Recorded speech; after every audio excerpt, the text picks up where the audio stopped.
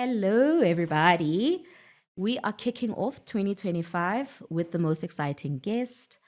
I really have been a student of his work for such a long time. I think as a marketer, as a researcher, you would have encountered Dion Chang at some point. Hi, Dion. Hello, and thank you so much for having me. Thank you for accepting this invite. When you accepted, I was like, how do we kick off the year? Because we launched the podcast a year ago and we're one season in. So to kick off season two with someone like you really just also helps us as a business prepare for what we're doing. And just exciting to be sitting here. And as we are talking off camera, there was so much that we are going to jump into, like the Yes. meat of this conversation, that I think our guests and our listeners will really be excited to hear. Everyone is in planning mode, everyone is in strategy mode. Yes.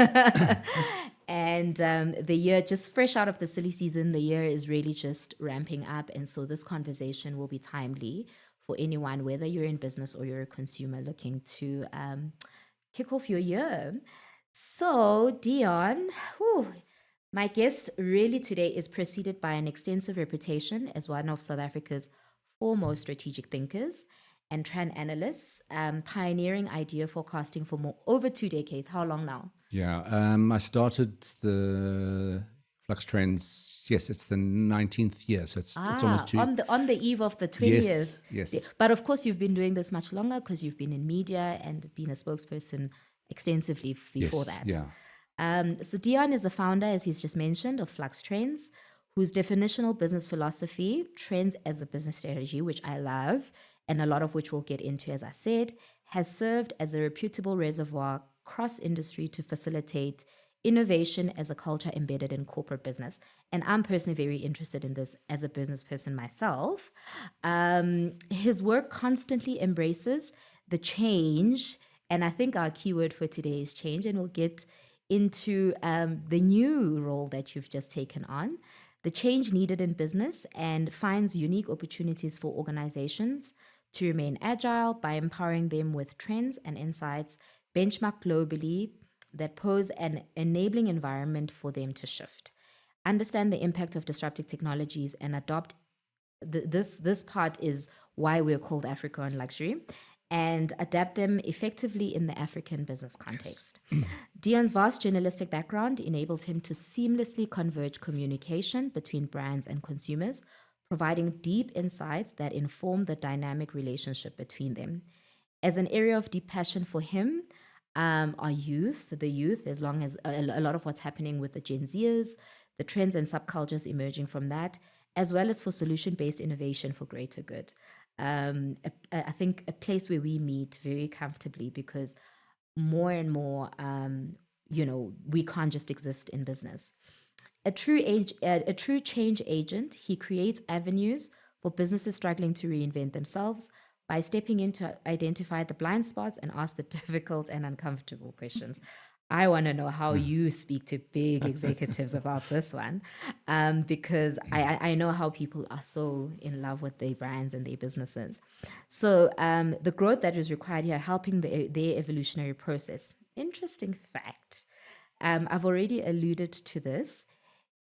An end of life companion doula is his new role, which provides the terminally ill and their families with support, guidance, and companionship. But this is not divorced from the work that he does anyway, which is facilitating change. This new role aligns with his business practice. After all, an end of life is not necessarily about physical death, but the death of old ideas and the birth of new ones. I Yes. absolutely resonated with Yes. this. Thank you for being here. Good. I'm so happy to that, and look forward to chatting to you. I'm so excited. Shall we jump straight in? Yeah. So, I, of course, had to come correct in this conversation because I was like, okay, I'm going to be sitting with an expert really in the field and doing my own homework and my own research. There were a couple of trends and some high level predictions that I think as I read various trend reports and read across, just reputable resources in the space, some of the high level predictions that we're seeing, and I'd love to hear more from you on these, Dion, are, we're seeing AI as a huge, and I think still very much the head girl of what is happening from a technological shifts perspective. There's a prediction that's saying it'll become a facilitator of new forms of creativity, personalization. I think when we speak about Yes. retail or fashion, and just more intuitive interactions and experiences that consumers are seeking after. I'd also, I think, love to hear more from you about this physical duality. So the seamless sort of move or tether between digital and physical, and how this is inspiring certain themes, Yes. perhaps, that you're seeing. So let me take a step back, because there's always a backstory to kind of foresight as well. So the pandemic and lockdown, I don't think we've actually really kind of come to grips with what that changed. So one of the big changes specifically for consumers, and it's a really, really big one because the ripple effect is enormous. The Economist called them the rise of the hermit consumer, and they said it's a $600 billion global phenomenon. And if you think about it, depending on where you are in the world, you have your groceries delivered to you. You stream in your music. You stream in your entertainment. There's not much reason to go out. Anyway, Yeah. did that specifically emerge from COVID, or was it an existing? COVID kickstarted segment? it, and then everybody got very, very used to being at home. Everybody. And suddenly, so you see it all around the kind of the battle for foot traffic in malls, the battle for movie houses, physical movie houses to go to that. How you get to that. There are multiple trends that have now laid over that, which is what we're going into 2025. Is a big in bed by 9 trend. Ooh. So it's it's Please part of that. expand on that. So a younger consumer. So when we do research, Right. we embark on a long journey. So we call ourselves Gen Z specialists because I've been tracking Gen Z since when they first started becoming teenagers. So that's like 12 years ago, 12, 15 years ago. Adults now. The oldest Gen Zs are 30. So we've already released our first trend briefing on Gen Alpha, who are the children of the millennials. And the oldest ones of those are 14. But let's not get too sidetracked. The Gen Zs there are pushing a new trend that like I said overlays and dovetails into the hermit consumer. Is if you think about it, they came of age during the pandemic. A big chunk of them. So finishing high school, going into tertiary, trying to finish tertiary education, onboarding for new jobs, all of that kind of stuff. A whole lot of life markers were kind of taken away from them. So so in terms of just going out, just say we're talking about, let me see one of the hotspots. So British pub culture.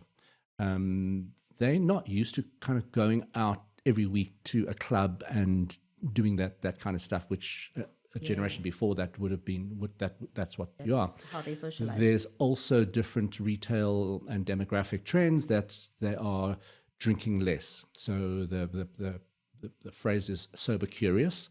So you're not drinking, so you don't see it, and it's happening around the world. So we just picked up something, the iconic little restaurants and bars in Japan called izakayas are also dying out because younger people don't see the need to go out and drink. And also food trends have changed as well. So they don't want to eat where their parents or grandparents used to eat. They want a different offering. Are they cooking more?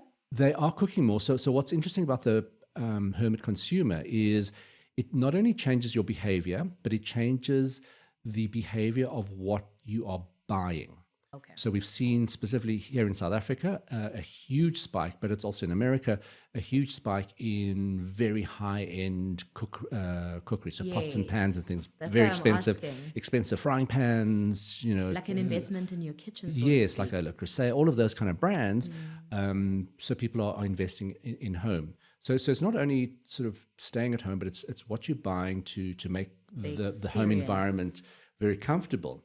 But what that does, and that's what we follow, because we kind of join the unconnected dots or seemingly unconnected dots. But if you think about it, that changes all of your logistics, your supply chains, all of those kind of things, because you need to supply this customer that's at home. So the interesting thing that we've found for 2025, it's happening in America, but I would assume that it would happen in Africa as well, because it's a perfect market for that, is kind of home warehouses. So with the rise of Amazon, Temu, Shein, all of those kind of really fast global e-commerce platforms, you need quick distribution. So almost a decade ago, the concept of dark stores started coming out. So little mini distribution centers that are there. What's happening now are new immigrants into a country, maybe don't have employment or anything like that. They say, okay, my garage will be a mini fulfillment center for you. Bringing it closer. So they are bringing it closer. So these little homes and lounges and stuff suddenly become mini warehouses. Not great for your home lifestyle, but you're making a living. Income. You're making income, and it's helping kind of reform logistics, supply chains, and last mile delivery, which is now the most important thing to be able to do that. Yeah. I mean, when you speak about 2020, and you're quite right that we haven't fully processed its impact. I think we've seen remnants, and depending on which space you sit in business or as a consumer, would have experienced or leveraged or benefited from, whatever developed out of COVID. But I know, for example, when we look at Africa, e-commerce was, and I was doing my research at the time, e-commerce and m-commerce as an African market definitely became one of the key avenues, because retail, you may speak to infrastructure, roads, or whatever it may be that is not enabling for big luxury or brands to come in. But I think look at how heavily invested Amazon has become and how aggressively they are expanding. Yeah. What are some of the macro, and I think you've touched on them, some of the macro and micro trends that are shaping culture, creativity, and society at large? So let's go back, because you mentioned AI, and we can't not talk about AI because it's so pervasive, and it's going to impact, or it already is impacting the world of work. It's impacting creativity. It's impacting marketing. It's impacting a whole lot of areas there. So look, I think generative AI, ChatGPT, started 2 years ago. So we've kind of gone that whole journey of knee-jerk reactions of, oh my God, this is going to take so many jobs away. Then we went from text to text, then text to video. Suddenly new jobs came. So I'm for the corporates that we do a lot of work for is part of it is the future of work as well. So it's not only kind of consumer trends or business trends, but it's how do you run and operate your business. So the one thing was, new working title. So I still ask companies, do you have a head of remote? And if not, why not? It's like a long time coming. Would that sit in an HR space? Because we're having a lot of conversations right now about different generations in my business. Everyone ranging from 22 to 42, 52. And they were pulling at different directions. And we were just having this conversation with my Manco team saying, they must come and we must come and we must meet somewhere in the middle around this future way of work. In fact, it's one of the big hotspots within the world of work at the moment. So we've actually got a workshop called Bridge Builders, where we bring an older, generally leadership mindset with a younger one, and we make them sing Kumbaya together and understand each other a little bit more. But yeah, so the AI is interesting, because we said, and all of the big tech companies were very clever. You call it a co-pilot; it's going to make your life easier. So we found that out in the last couple of years that. You can prompt. So also ask companies, do you have a prompt engineer? And if you don't have a prompt engineer, well, I don't know why not. So you prompt stuff, and you're able to make things a lot easier. What we're finding that we've reached a tipping point between 2024 and 2025. So let me give you, do you want the good news or the bad news first? Always the good. So the good news is we've gone from just plain generative AI to interactive AI. That's AI plus robotics. So your AI starts managing your robotic fleet, which might be a bit scary, but anyway, that's where we're going. Fleets, Now, 2025 is the big year for agentic AI. So your AI agent, okay? Your Okay. AI agent is not just the co-pilot that will help you summarize a podcast or an interview. It basically gets deeply embedded within the ecosystem and the operating system of business. Okay. So it starts running your business. What are some of the risks of that? So that's when we get to the, The legal, give me the legal aspects too, because So yes, so 2 years ago we picked up we pick up little signals and we think, okay, that's interesting. Keep watching that, and I'm glad we watched this one. So it was a China-based gaming company called NetDragon, and they put in a AI general manager for 6 months. Okay. Her name, I think your pronouns for AI are still the same as human. Her name was Tang Yu, and she ran the company, and because she's AI, she can also be a data center. So you you don't have to sleep, you don't have to work. It's just your general manager just runs all the time. always on. What they found after 6 months on the Hong Kong Stock Exchange, the company outperformed during her tenure there. So that was like, In the 6 months. oh, so that's interesting. Is that the intuitive nature of AI to read, to kind of read, the iterate? business, and Okay. so we going into 2025. What we found are they're little small cases, anomalies, but these are the signals. But we've found 2 companies that have the CEO has actually said, okay, I'm going to step down and replace myself with an AI entity, so agentic AI to be able to do that. So here comes the bad news, is that we said that AI is going to enhance our lives. It's going to give us a lot of time for creativity. We can do the stuff we want. But now we're starting to see the start of AI redundancies. So, so our first signal was a school in the UK, the first teacherless school. Okay, so you had The whole school? the whole school was teacherless. So that you were using augmented reality, you were using AI. You were saying that in your introduction that AI has the ability, so it goes for retail in terms of consumers, but it also goes for things like education. So what the AI would able to do is pick out which of the subjects the students would be really good in and what needed more work. And they would Like start the personalization of yes, education? so you would personalize the curriculum according to the person's learning needs to be able to do that. So that sounds great. amazing. Yes. Not so great for the teachers who have all lost their jobs. Okay. So then you found out a community radio station, I think this was in America, they replaced the entire staff with AI, and they kept on the one manager to oversee the system. So you still need a human to oversee the system, but basically they shared a lot of jobs. And we're starting to see that. So it's just on. So is that where the profitability for business is coming Yes. from? Because they're shedding humans for machines. Yeah, and my business partner Bronwyn made a very interesting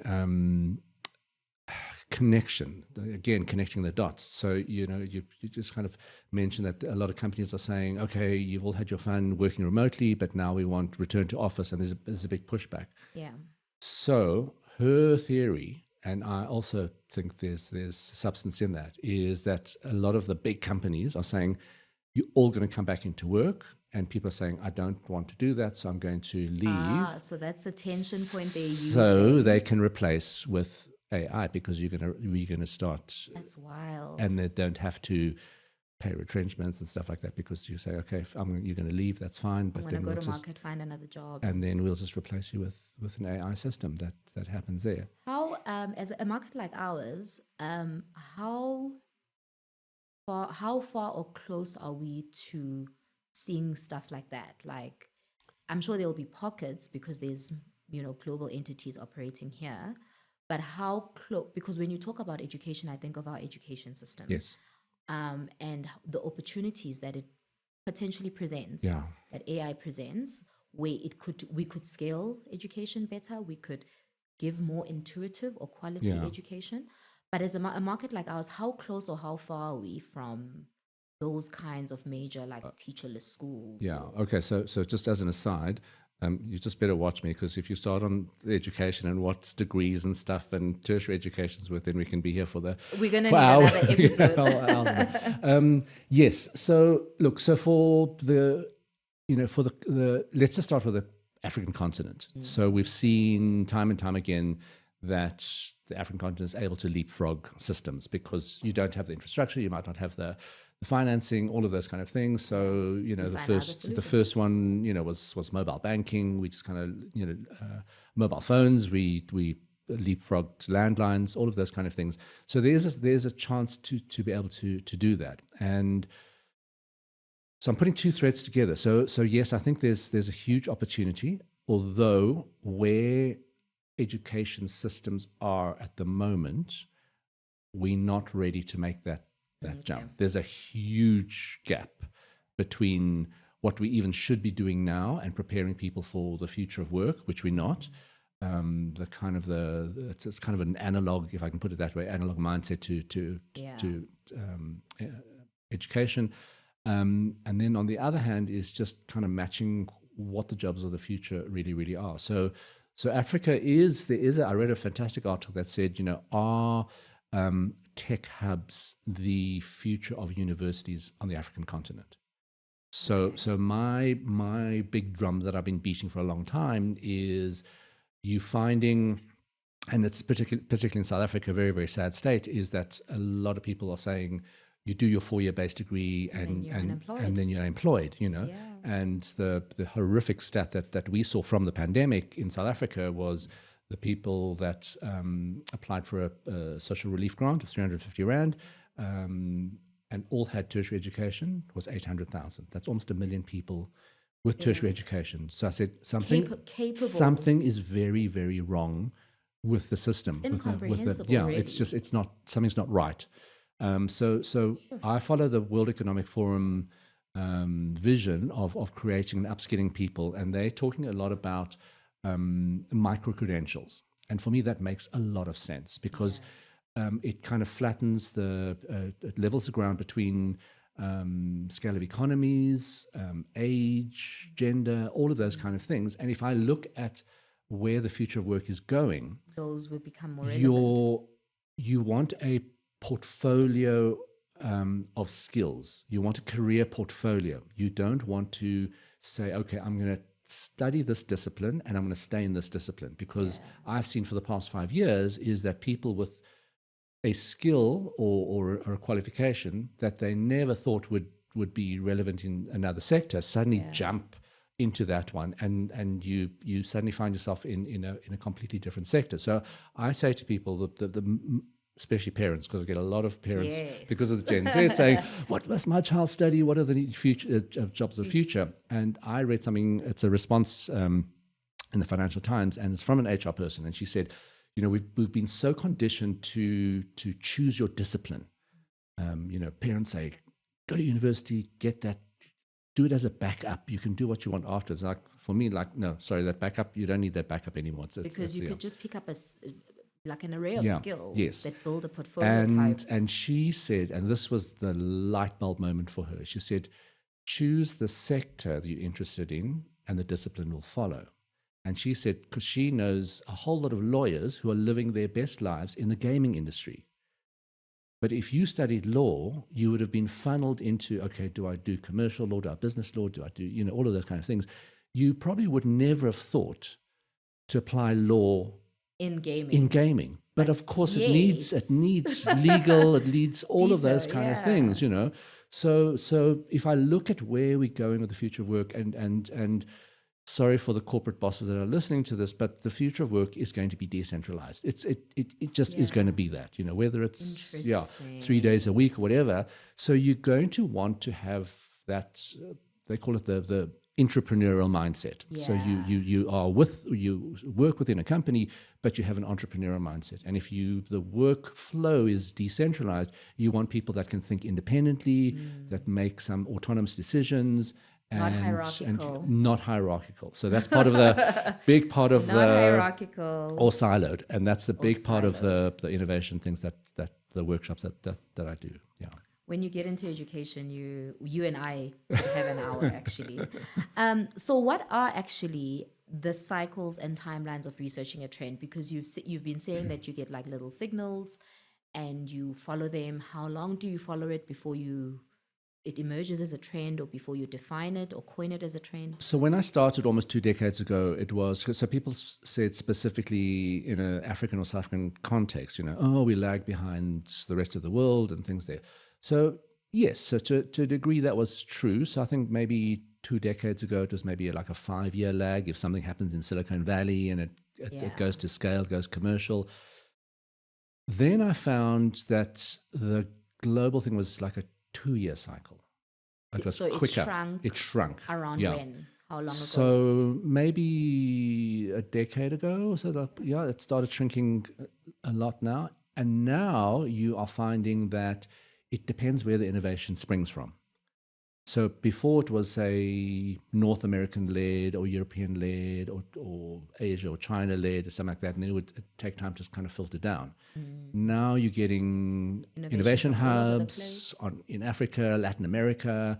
It's springing up all over the place. And then those, it depends how you can scale that. And if it does scale, and it solves a problem. So whenever I speak to entrepreneurs, they go like, "Oh, I've got this idea," and I'm like, "Okay, we've got years and years of saying what's a good business model and what's not a good business model," and the common thread is solve a problem for somebody. Just if you can solve someone a problem, you've got a business, to do that. And actually, on that, our business, the business plans, for my entrepreneurs that are listening. And I think everyone has an entrepreneur in them. Yeah. Right?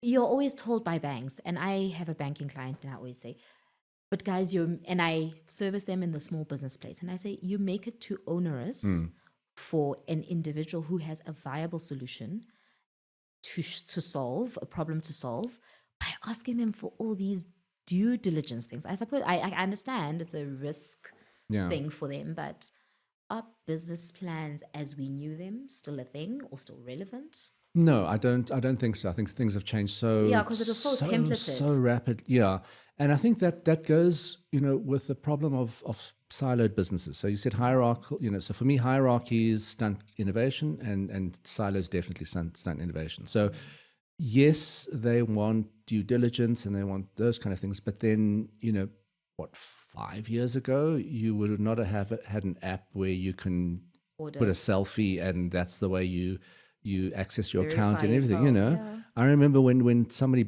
mooted that idea and everyone was like, that's ridiculous. You can't use a selfie to verify your account. And now, well, hello, facial recognition, all of that kind of stuff there.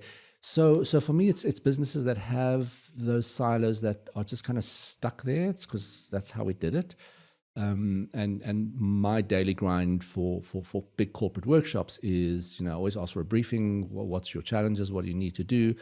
And there's always a tension between one part of the business, or generally an exco, that say, we've always done it this way. And then there's a younger component that say, but there's a different and better way to do things like that. So it's a constant tension that we're seeing now. And at the same time, and I'm not that old, and I run a business, and I always am mindful of, can we develop from, can we mentor, can we bring in a intern? Because there's something so fresh that they come with, but you just then give them a platform to practically sort of test or find or add value. We've adopted some of, a number of our interns actually, and one of them sits in our strategy department, and he always comes up with the wildest but most amazing ideas in front of clients. So there's an interesting one here. So when I'm with excos, this makes him shift very uncomfortably. So I do the same module at the Graduate School of Business at the University of Cape Town. And there's one slide that I make sure that they stop and we discuss it, that being an expert stunts innovation. And you can see people shift very, very, very uncomfortably. And essentially, I just give them the case study that it was a NASA competition. They held a robotics competition, and they said, okay, the top scientists within NASA, you can enter, and then we'll bring in outside people to enter as well. And they found that the best ideas came from outside, not the specialists there. And the reason for that is, and I think this is an interesting one for the listeners, is if you're an expert in something, you fall back on what they call a feasibility preference. So you kind of stick to what you know, and you don't really want to push outside the boundary where you start feeling uncomfortable. So you stay within something, and so not wrong, but in terms of innovation, not great. Yeah, it's not going to help you, enabling. to be able to do that. So yeah. And what's your view on mega sort of sized organizations? Because our business into 2027 also turns 20 years. And I talk about having always at different horizons in my business. And therefore, having never really needed to be a 100, 200, 300 person business, because I've managed to deliver value to my clients with the size. Yeah. What is your view on business around, and maybe because you're speaking about silos, and the bigger the organization, the more siloed it probably and hierarchical it becomes. Can you talk to us a little bit about your sense on that? Like longevity of a Like just company, like big businesses, because the bigger it is, the slower it moves generally. And in such a fast-paced environment, how do, even within a bigger organization, can one create that culture of collaboration, that culture of being agile and Yes, yeah. So adaptive? so that is part of the how to enable innovation within a company, because that was the birth of this module, is because I went to a very, very long innovation tour in New York years ago, and it just sort of a lot of things came in, and it struck a note with me of why big companies can't scale innovation. It's not a shortage of ideas. There's a lot of ideas there, but it just can't scale. So hierarchies, silos, all of those things come there. So I started looking at how to reorganize an organization. So it's looking at the operating system of that and how to do it. And you look at all of my analogy is in terms of business. So if we are literally getting into driverless cars, if you go to San Francisco, you get into a Waymo, all of that kind of stuff. But we're using an old stick shift manual to operate, maintain, and run this business. And it's just not. And if you look at all of the things, all of the things I knock my head against is 40-hour work week, 9 to 5, 5-day work week. It's like that was all born in an industrial revolution. It's to measure factory workers. We're not factory workers, or we're not all factory workers, but a lot of us are knowledge workers. And you're applying the same thing there. So it's like, so why are we using old systems to try and do new things? So part of the things is, to answer your question, is there's a thing called Dunbar's number. So especially in a large organization. So Dunbar's number is you can only have meaningful relationships. The very, very outer limit is 150 people. So if you've got a company or a division, 150, after 150, you're not going to be able to do that.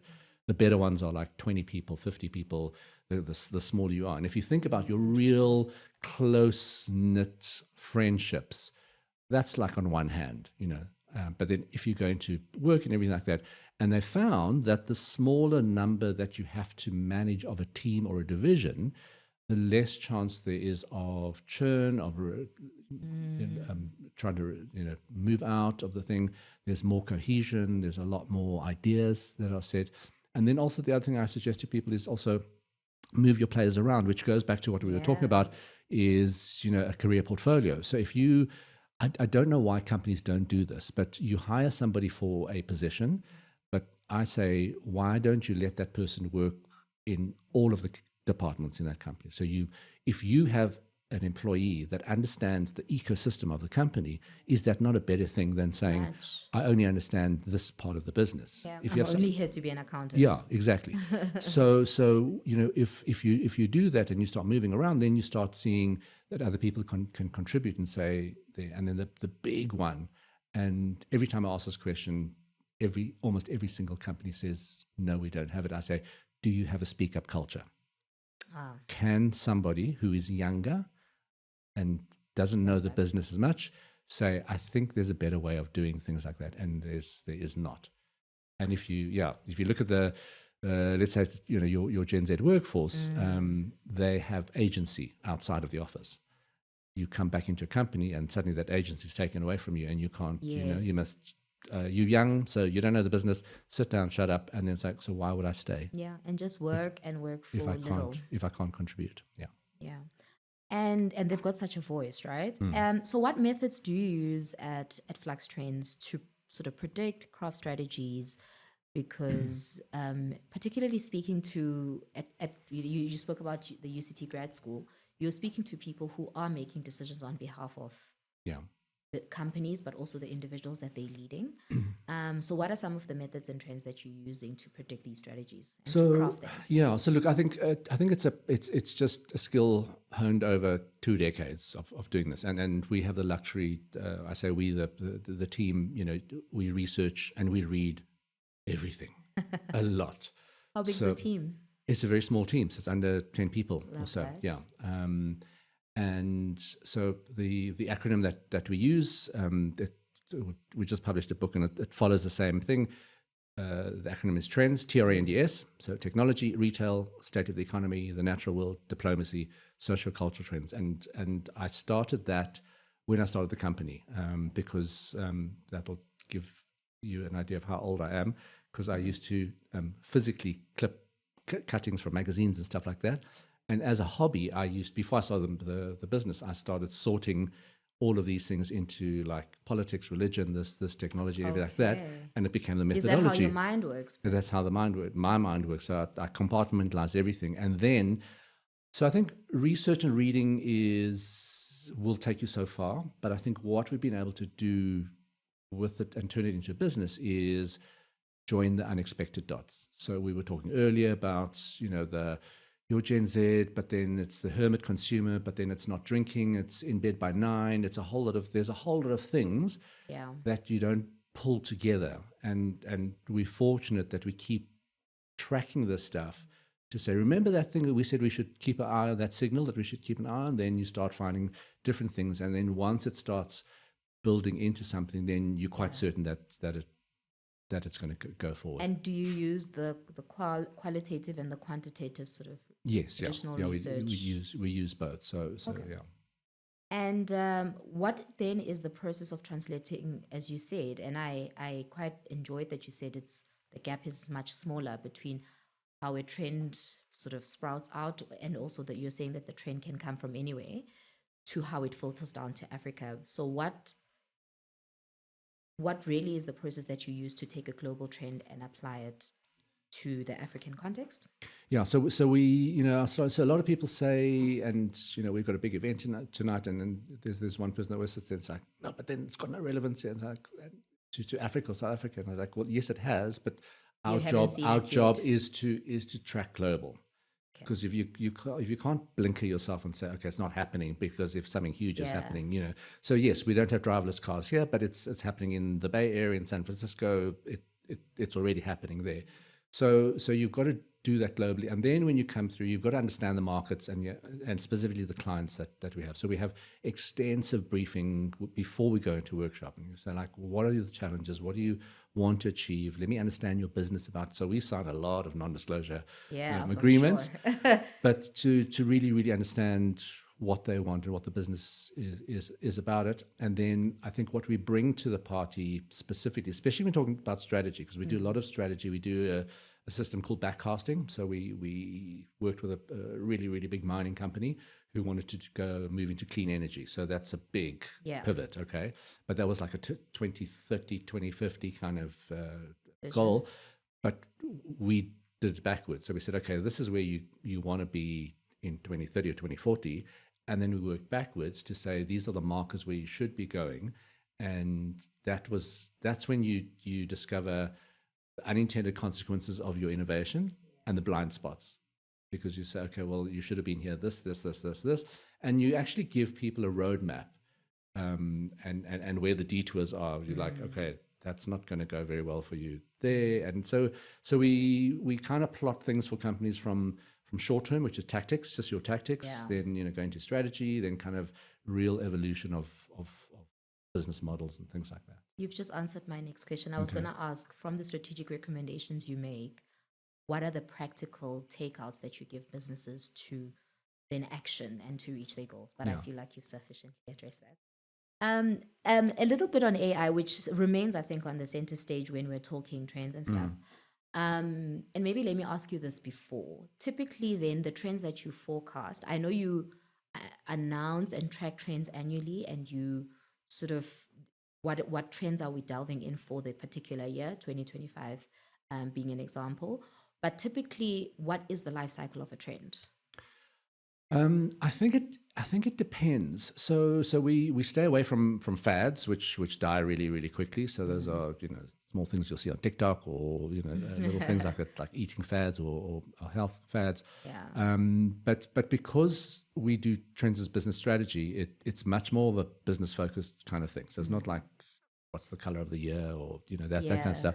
We really look at something that's going to have a long-term impact on a business, or change a business model radically. Right. So, for example, we moved very, very quickly from e-commerce to social commerce to live stream social commerce. So live stream. So your TikTok influencers selling things, hard sell. Yeah. On those kind of things, and so last year. That'll give you sort of a timeline. So obviously everybody understands influencers, and then suddenly you go, okay, so what's like live stream social? So it's like we've got a lot of in South Africa. We've got a lot of this person's going live, and it's more of a chat there. But what they've done in Asia is really perfected into a hard sell. Yeah, I see that everything that you see, you can shop. And we picked up last year influencer farms, which was quite scary. What is that? Very disparate. So these are huge warehouses. And the video I actually played, I said, look, it's going to be easy for me to show you an influencer farm in China, but I show them one in Jakarta. In India. So it looks very, very different. And it's a warehouse with little compartments, and each little influencer's got their ring light there, and they are selling en masse whatever you want, PlayStation, cosmetics, handbags, whatever. But it is kind of fast live selling on a huge scale. I mean, enormous scale. So you kind of start seeing those things, and then that's where you see, the trend not so much has a lifespan, but I think these kind of trends, you watch the evolution. Yes. So it doesn't die, but it evolves very, very quickly into doing that. So I mean, we speak AI, and we speak about. I mean, I'm very much interested in for me sitting in. It could even be, let's call it, not too rural, Soweto, South Africa, a township or a village, somewhere on the continent. How, because AI, or at least this digital or metaverse, assumes that you have a device that is enabled, you have the data to connect, to be online and to sort of enjoy its benefits. But for how far are we, is this something that has the potential for us to lag in terms of, which probably could be something protective or a safety net for us in terms of it not being so rapid in its growth. But for us here as a market, whether in South Africa or the rest of the continent, what are some of the barriers? Sure. Yeah.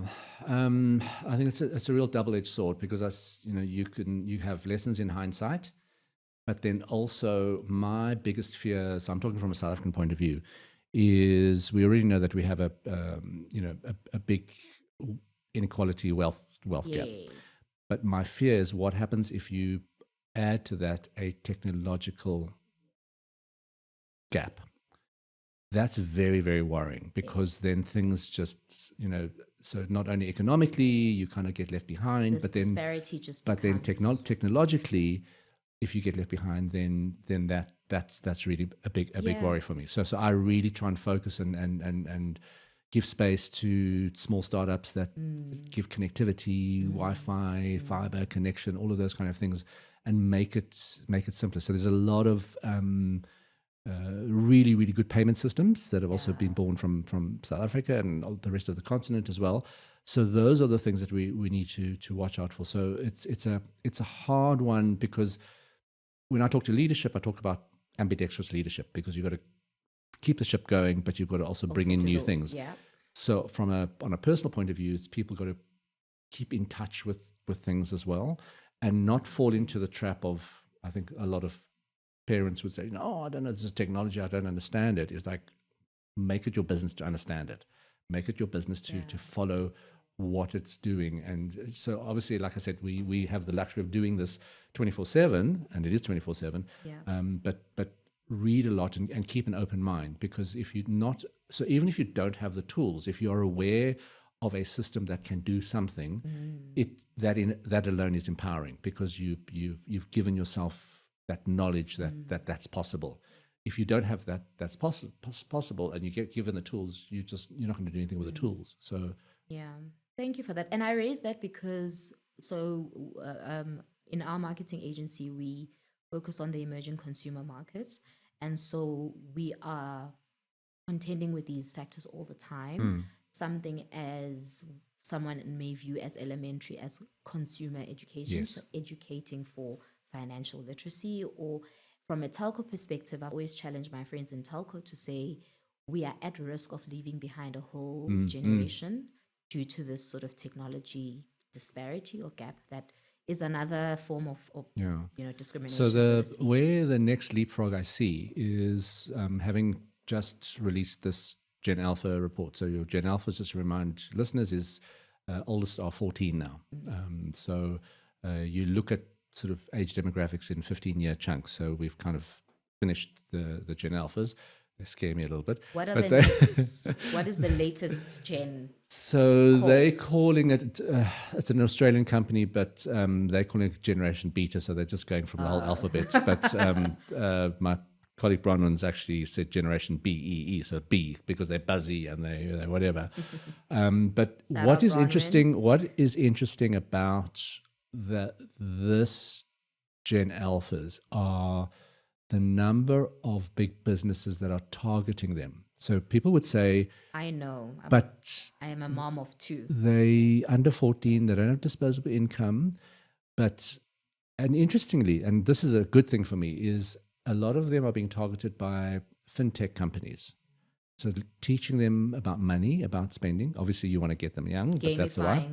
Gamifying it, all of those kind of things, earning potential and all of that kind of stuff. So that was a surprise for me, is that so you see this very young generation being targeted by fintech, not really other. So yes, sort of, the toys and all of that kind of thing, but very specifically fintech was interesting for me, that you're giving people the tools to manage money and that very, very early in life. So that could be another leapfrog. That said, given that family or whatever has the ability to have that technology or the connectivity to be able to. Which is why I think education is such then an important platform, because if it offers the tools, a Gen Alpha sitting at school is able to then sort of tap in.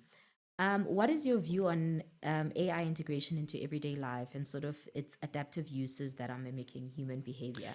Because I think this makes it, this is where I think people start to fear. Okay, so there's quite a lot we've been tracking on this. And almost all of it, it's quite scary.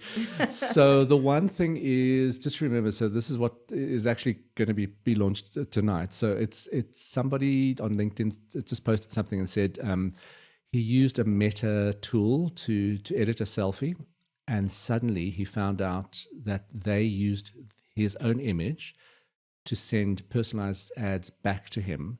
So they were remarketing to him based on so there's Bui that just does a quick little photo edit, and then suddenly you get spammed by a whole lot of ads with you in it. Oh my God. To see what you would be like in that, like on holiday. Yes. So it's just so it's wild. So I remind people that if the platform's free, remember that you are the product. It's not a product. You're paying somehow. If it's free, you're paying somehow. Yeah.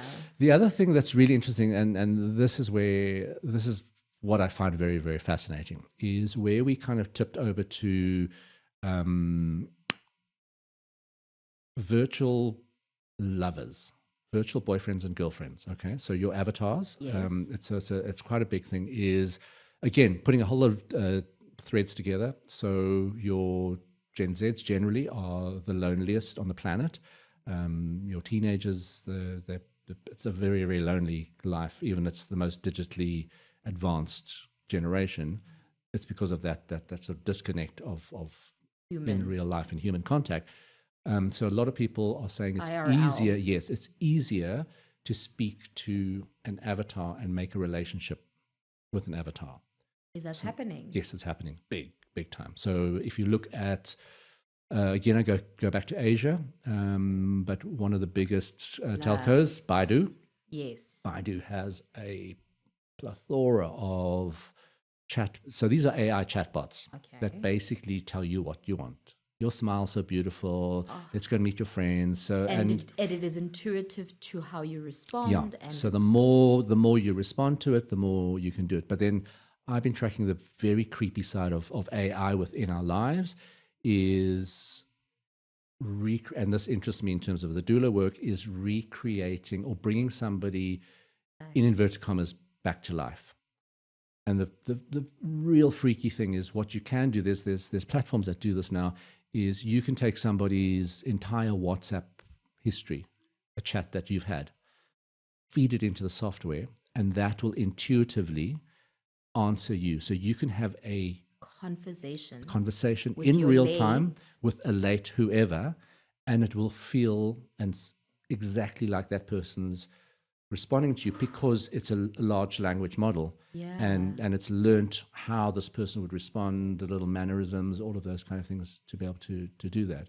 And then the funny, not so funny part of it is it's a new umbrella term called grief tech. So a lot of these new startups, it happened when one big company said, we're not allowing sexting, so you can't get frisky with your avatar. Okay. But who knew? A lot of people wanted to get frisky with the avatar, so they all left. It's going to need digital another refugees. episode. So they went into these small startups, and so the small startups. So what happens with the small startups? Sometimes there's a risk. So either the startup closes down or the software gets discontinued. So you've made a relationship with this avatar for 6 months, and suddenly your girlfriend or boyfriend's gone. And so there's a whole support. So what is grief? So you're grieving the loss of your tech lover, your relationship and everything like that. God. It's getting very bizarre. So that for me is I use the word interesting a lot because of what I do, but for other people it's quite terrifying. But that's the other side of AI that's coming out now. So the sort of the socio-cultural side of it. Yeah, interesting. like interesting. Let's not all paint it as all doom. What are some of the enhancers of something like an AI? So it will, where we currently, the space that we're in now is how to really short circuit a lot of laborious tasks that you don't need to do. So again, it's a double-edged sword because, so what is the thing that the AI is not going to be able to do? So it's all of the manual kind of root things. So, but I mean, even if you go back to something as simple as a spreadsheet is an automation of something it's formulaic. It's formulaic and everything like that. So, people said your creativity is going to be what's going to be there, but I've seen in marketing there's quite interesting AIs that happen to do that. But I think it's to kind of speed up your progression into that. So for example, if you are looking for a job, putting a CV out, all of those kind of things, it can automate things really, really quickly. It can personalize things just as you as a consumer being personalized by an AI.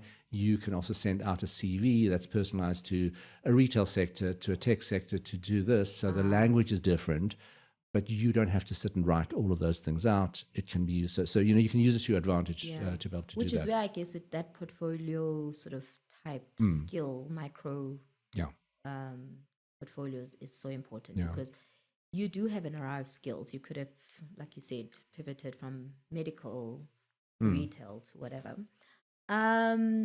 What are some of your top takeaways for 2025? From a trends perspective. Okay, the top one is Yeah, I mean, look, AI I think we've only scratched the surface of it. So watch that space very, very carefully because we've seen it can go rogue. So really, really kind of watch that. I think because we do such a lot of generational stuff, your Gen Alphas that are coming through, watch them very, very carefully. And you say you're a parent, so my respect to you because they do scare me a little bit. Yeah. And I think the kind of the hyper personalization that AI is able to do within, say, retail and all of that thing is very, very, very powerful. The shift in terms of value of luxury, of what is luxury, is shifting big time, because we haven't really spoken about sort of climate change, sustainability, that kind of thing. That is, I think if we haven't got the message now, I don't think you're going to get the wake-up call. There's because, no other way it can announce itself. I mean, in South Africa, we got our own wake-up call with 2021, in KZN, floods, 2 months back-to-back, destroyed infrastructure, all of those kind of things.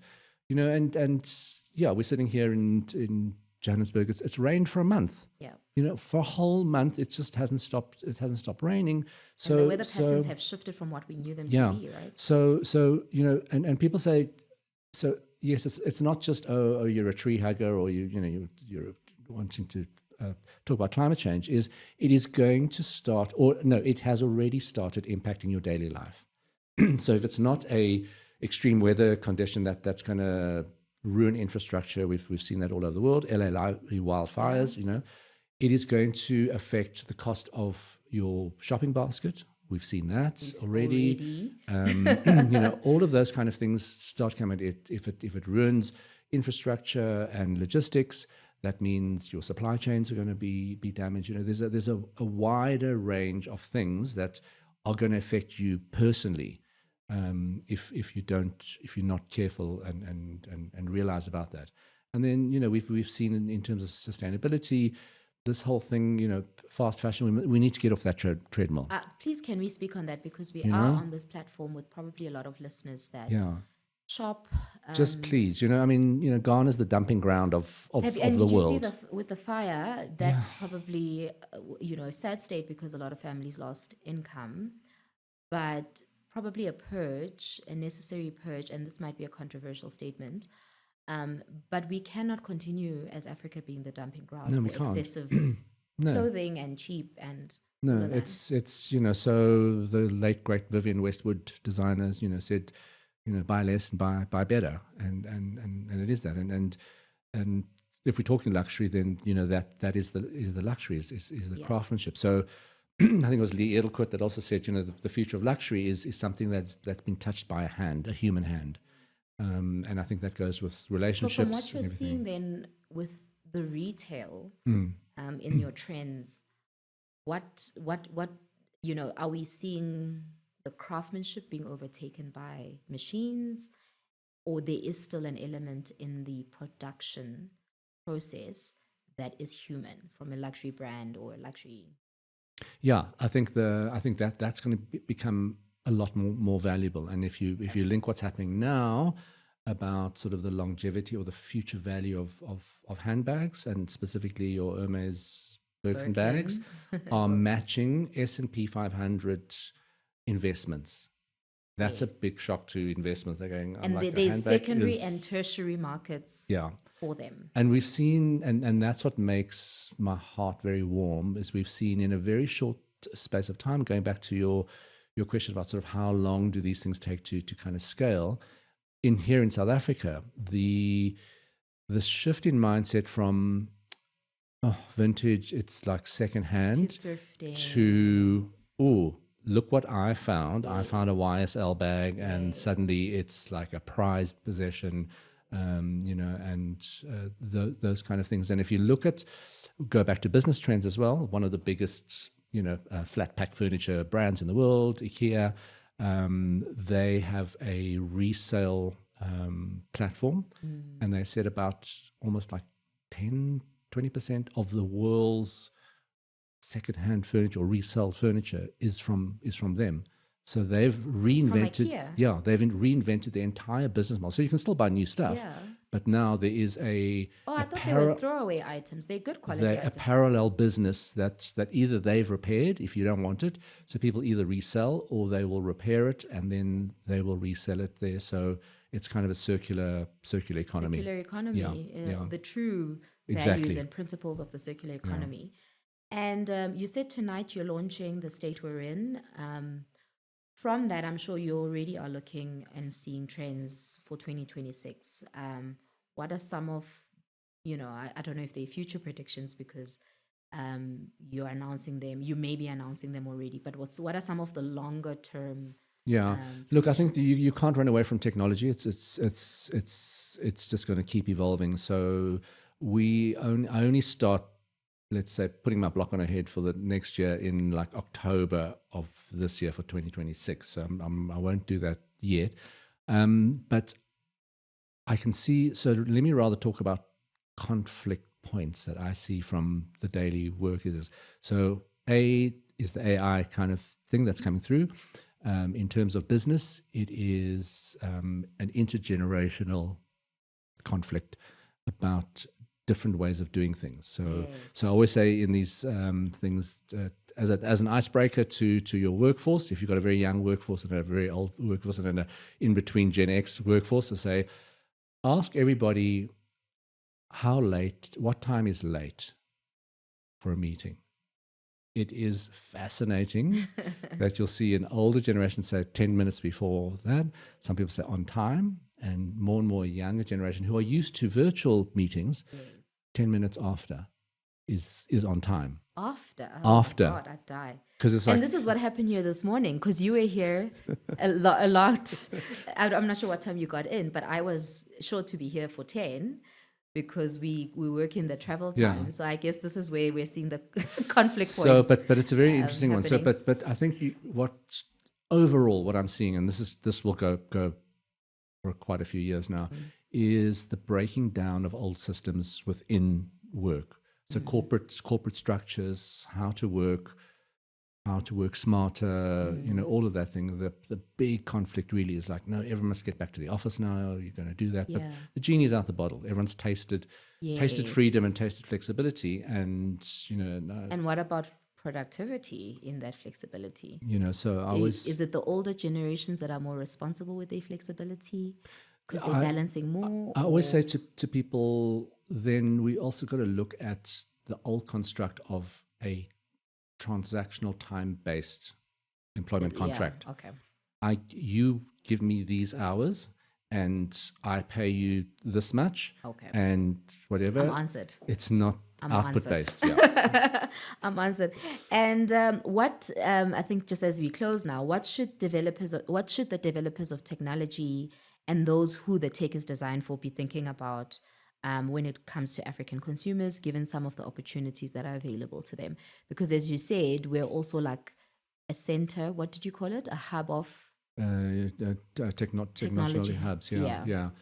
Look, I think in terms of tech, which we have been doing, love him or hate him, Elon Musk Starlink is becoming more and more popular and cheaper for people in rural areas on the African continent. Elon Musk what?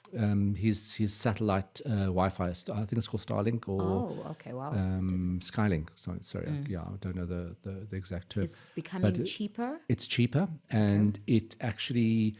people in Kenya, it crashed the system because so many people wanted to get onto it. So it was designed, because it's satellite based, it's not fiber or land based. It's designed to give people within hard to reach areas, rural areas, internet connectivity, and it's doing just that. So more of that, please, and more of things that are for common good. With the little warning in the background that if it's for free, you're the product. You're the one that's paying. But not that people are not paying for it, but they're paying far less than the normal telco providers. I love that. And I love how we're seeing products and services become more user-centric, where everyone from the youngest person to the oldest person can benefit from sort of technology. Because we've seen, for example, an aha moment using virtual reality to give an immersive environment to an elderly person on a wheelchair, just like about these scams that they're susceptible to when it comes to banking, So, and I'm feeling very affirmed today because I'm wearing 13-year-old jeans. I was saying to my son, my oldest this morning, I was like, I had these jeans before I had you. Yeah. So, definitely keeping the good quality items, and now that I can fit in them again, wear them. And Dion, what is your ultimate luxury? My ultimate luxury is time. Time. Well, there's Asian blood, so I'm always busy. Yeah. And I have to mindfully say, I need to carve out time and just sit down and just chill. So I try and do that. But besides time, but you need time to do that. My very, very ultimate luxury is just travel. I can just travel. I don't need more clothes. I don't need things like that, but I need more stamps in my passport. Travel and more experiences. Yeah. And we didn't touch on it, and it would be amiss for me not to. The end of life doula. Yes. What ushered in this new role? I guess an evolution in your career. So yes, so it's COVID. So part of COVID. Please explain. I think yeah. firstly, Okay. please All right. explain So- what's an end of life doula. So an end of and- life. So the title's end of life companion doula. So the blunt part is I'm a death doula. So a lot of mostly women who are listening will understand a birthing doula Yes. that will help you with the birthing process. I'm on the other end of the scale. I help people transition. So to have them and their families a peace-filled passing. So you enable that. But as you said in the introduction, is what sparked me. So firstly, they said you didn't just put your hand up and think this is a good idea to do that. Very much like a sangoma, you get called. And so I heeded my calling in 2021. But then what sparked the title of End of Life Companion, End of Life is not just death and dying, end of life as you know it. Yes, Which opened in up a this whole dimension. spectrum for me in terms of business. So I've positioned myself as a transition coach for business. So in terms of retiring, a lot of people don't want to retire, but you're also living to 90 now very easily. So I talk about rewirement rather than retirement, and that makes executives very, very happy because they don't want to retire. But I say rewire, and then you do that. So it's helping anybody in any transition phase of their life. So birth of a child, semigration, immigration, divorce, start of a business, the end of a business. There are a lot of things there. So I'm a transition coach and a doula. We would have to expand on that some other time, but very interesting. And thank you very much. Thank you for sharing so generously. It really, this podcast and to be kickstarting this season this way is very meaningful to me because it is intended for me to really be a student and to hold space for listeners that are listening in and viewers that are looking or watching who just are on a search for something. I don't have the answer because I'm no expert, and we've spoken about being an expert anyways has no purpose anymore. So thank you very much and all the best for tonight. Yes, but thank you so much for having me. It's been an honor and a great pleasure to chat to you. Yeah, full circle moment for me to be sitting here with you. I really mean it. Thank you. Thanks, Dion.